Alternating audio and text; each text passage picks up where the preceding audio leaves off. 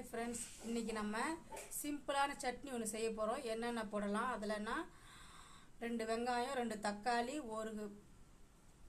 ஒரு கப்பு பொட்டுக்கடலை போட்டு 5 நிமிஷத்தில் சுவையான சட்னி செய்யலாம். வாங்க. ஒரு கரண்டி எண்ணெய் சேர்த்துக்கலாம். அதுக்கு ஒரு அரை ஸ்பூன் சீரகம், ஒரு 2 வெங்காயம் கட் பண்ணி வச்சுட்டு அதை போட்டுக்கலாம். காஞ்ச மிளகாய் ஒரு 4, ஒரு 6-7 பல்லு பூண்டு, தக்காளி 2 தக்காளி கட் பண்ணி போட்டுக்கலாம். பெருங்காயத்தூள் கொஞ்சம்,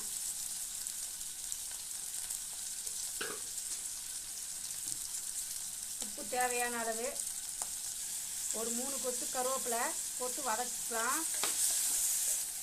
ஒரு கப்பு பொட்டுக்கடலை போட்டு வதக்கிட்டு இதை ஆற வச்சுட்டு அரைச்சிக்கலாம். அவ்வளோதாங்க, அரைச்சிட்டா சட்னி ரெடி. இதை மிக்சியில் போட்டு அரைச்சிக்கலாம். அவ்வளோதாங்க, அரைச்சாச்சு. இப்போ இதை தாளிச்சிடலாம். ஒரு அரை கரண்டி எண்ணெய் சேர்த்துக்குங்க.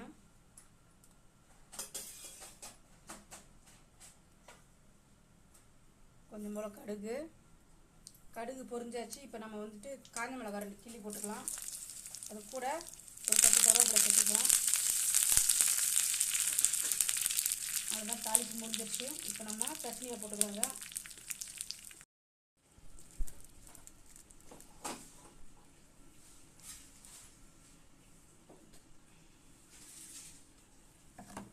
அவ்வளோதாங்க, சட்னி நம்ம கொஞ்சம் தண்ணி கூட சேர்த்துக்கலாம்.